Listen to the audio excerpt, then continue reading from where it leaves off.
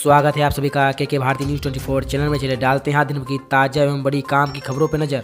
इस वक्त की पहली एवं बड़ी काम की खबर निकल के आ रही दिल्ली में 16-17 जनवरी को होने वाली 2 दिवसीय राष्ट्रीय कार्यकारिणी की बैठक में इस साल होने वाले 9 राज्यों में अगले साल होने वाले लोकसभा चुनाव का एजेंडा तय करेगी। जी हां, आपको बताते चले पीएम मोदी का संबोधन चुनाव का रोड मैप सेट कर देगा। चुनाव में पार्टी के मुद्दे के साथ आगे बढ़ने वाली कुछ हद तक पीएम मोदी के भाषण में उनकी झलक मिल जाएगी। इसी के अलावा कार्यकारिणी की बैठक में बीजेपी अध्यक्ष जेपी नड्डा के एक्सीडेंट पर औपचारिक रूप से मुहर लग जाएगी। इसी के साथ अगली बड़ी खबर पर नजर डालते हैं। केंद्र की मोदी सरकार देश के गरीब वर्ग के लिए समय समय पर कई तरह की योजनाएं लेकर आती रहती है। जी हां, उन्हीं में से एक स्कीम का नाम है पीएम स्वनिधि योजना है। इस स्कीम के तहत सरकार रेहड़ी पटरी वाले को बिना गारंटी लोन की सुविधा देती है। जी हां, इसी के साथ आपको बताते चले केंद्रीय मंत्री हरदीप सिंह पुरी ने स्वनिधि योजना को लेकर एक बड़ी जानकारी दी है। पुरी के मुताबिक केंद्र सरकार ने पीएम स्वनिधि योजना के तहत पिछले 2 सालों में देश भर में 45.32 करोड़ रेहड़ी पटरी वालों को कुल 46.636 करोड़ रुपए का लोन दिया है। के साथ अगली बड़ी खबर पर नजर डालते हैं। 2023 की शुरुआत मंदी के साए में हुई है। पिछले कुछ समय में देश के और दुनिया की कई बड़ी कंपनियों ने अपने कर्मचारियों की छटनी का ऐलान किया है। जी हां, अब इस लिस्ट में telecom service private company Vodafone idea का नाम भी जुड़ गया है। मार्केट में बढ़ते दबाव का असर वोडाफोन आइडिया पर पड़ा है। जी हां, आपको बताते चले इस कंपनी ने एक बार फिर से बड़ी संख्या में अपने कर्मचारियों की छटनी का फैसला किया है। ध्यान देने वाली बात यह है कि कंपनी अगले 5 सालों तक सैकड़ों कर्मचारियों को नौकरी से निकाल देगी।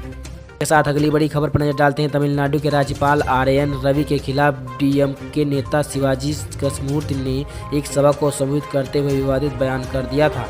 यहां राज्यपाल के खिलाफ विवादित बयान के बीच बीजेपी के राज्य अध्यक्ष अन्नामलाई ने शनिवार 14 जनवरी को सीएम और डीएमके सुप्रीमो एमके स्टालिन से सफाई मांगी है। के साथ अगली बड़ी खबर पर नजर डालते हैं। नोबेल पुरस्कार विजेता शास्त्री अमर्त्य सेन ने दावा किया है कि पश्चिम बंगाल की सीएम ममता बनर्जी में अगला प्रधानमंत्री बनने का मुद्दा है। जी हां, अमर्त्य सेन ने शनिवार 14 जनवरी को कहा कि तृणमूल कांग्रेस की प्रमुख ममता बनर्जी ने भारत का अगला प्रधानमंत्री बनने का मुद्दा है। लेकिन आपको बताते चलें कि अभी तक स्थापित नहीं हुआ है कि क्या पश्चिम बंगाल की सीएम ने बीजेपी के प्रति जनता की निशाना की ताकतों को खींचने की क्षमता है। के साथ अगली बड़ी खबर पर नजर डालते हैं। जम्मू कश्मीर में फिर से बर्फीला तूफान आ गया। घटना उत्तरी कश्मीर के बांदीपुरा जिले की गुरेज की है। जी हां, जहां तुलेल इलाके में एक गांव शनिवार 14 जनवरी को हिमस्खलन की चपेट में आ गया था। हालांकि अब तक किसी भी जान माल के नुकसान की खबर नहीं आई है। इसी के साथ अगली बड़ी खबर पर नजर डालते हैं। एक तरफ तो जोशीमठ का संकट बढ़ता ही जा रहा है, तो दूसरी तरफ नेशनल डिजास्टर मैनेजमेंट अथॉरिटी का नया फरमान आया है।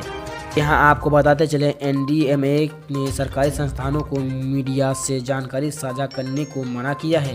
इसी के साथ अगली बड़ी खबर पर नजर डालते हैं। बिहार की सियासत में शिक्षा मंत्री चंद्रशेखर सिंह के बयान से घमासान मचा है। जी हां, बीजेपी लगातार नीतीश सरकार पर तीखे बयानों की तीर छोड़ रही है, तो वहीं चंद्रशेखर सिंह अब भी अपने बयान पर कायम है। जी हां, इस बीच अब राष्ट्रीय लोक समता पार्टी के चीफ और उदयपुर से विधायक उपेंद्र कुशवाहा ने भी रामचरितमानस पर दी गई टिप्पणी को लेकर प्रतिक्रिया दी है। इसी के साथ अगली बड़ी खबर पर नजर डालते हैं। कांग्रेस सांसद संतोष सिंह के निधन पर पार्टी अध्यक्ष मल्लिकार्जुन खड़गे समेत कई नेताओं ने दुख जताया है।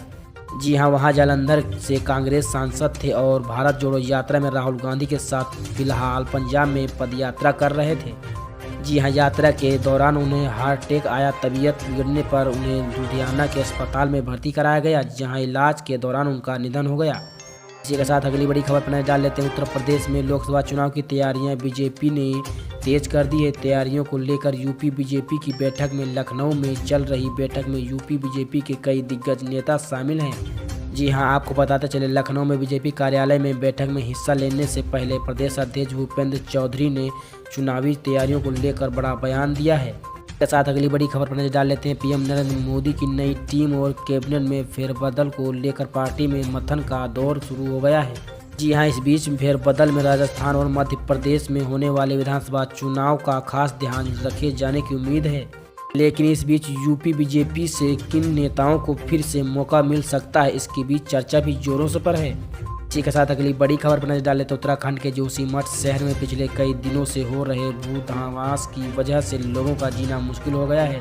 जी हां, सैकड़ों घरों में दरारें आ गई हैं। जोशीमठ के बिगड़ते हालात को देखते हुए सरकार अलर्ट मोड पर है। जी हाँ, आपको बताते चले उत्तराखंड के मुख्यमंत्री पुष्कर सिंह धामी खुद जोशीमठ पर नज़र बनाए हुए सोशल मीडिया पर स्थानीय लोगों के रोते बिलखते वीडियो वायरल हो रहे हैं। इसी के साथ अगली बड़ी खबर पर नजर डाल लेते हैं। राहुल गांधी की भारत जोड़ो यात्रा में शनिवार को जालंधर से कांग्रेस सांसद संतोष सिंह का निधन हो गया। जी हाँ, सड़क पर चलते चलते उन्हें हार्ट अटैक आया और कुछ ही देर में उन्होंने दम तोड़ दिया। जी हाँ, इस घटना के बाद राहुल गांधी ने भारत जोड़ो यात्रा रविवार तक रोक दी है। इस यात्रा में शामिल सभी नेता और कार्यकर्ता संतोष सिंह चौधरी को श्रद्धांजलि दे रहे हैं। इसी के साथ अगली बड़ी खबर पर नजर डालते हैं। मध्य प्रदेश में 10वीं 12वीं की बोर्ड परीक्षा मार्च महीने से शुरू हो रही है। माध्यमिक शिक्षा मंडल द्वारा बोर्ड परीक्षाओं की शुरुआत के लिए 1 और 2 मार्च निर्धारित है। जी हाँ, मध्य प्रदेश में यह परीक्षाएं 3800 केंद्रों पर आयोजित की जाएंगी, जबकि भोपाल जिले के 104 केंद्रों पर परीक्षाएं आयोजित होंगी। इसी तरह की देश दुनिया भर की ताज़ा एवं काम की खबरों से अपडेट रहने के लिए अभी हमारे चैनल को सब्सक्राइब कर ले। वीडियो को लाइक शेयर कमेंट करना ना भूलें।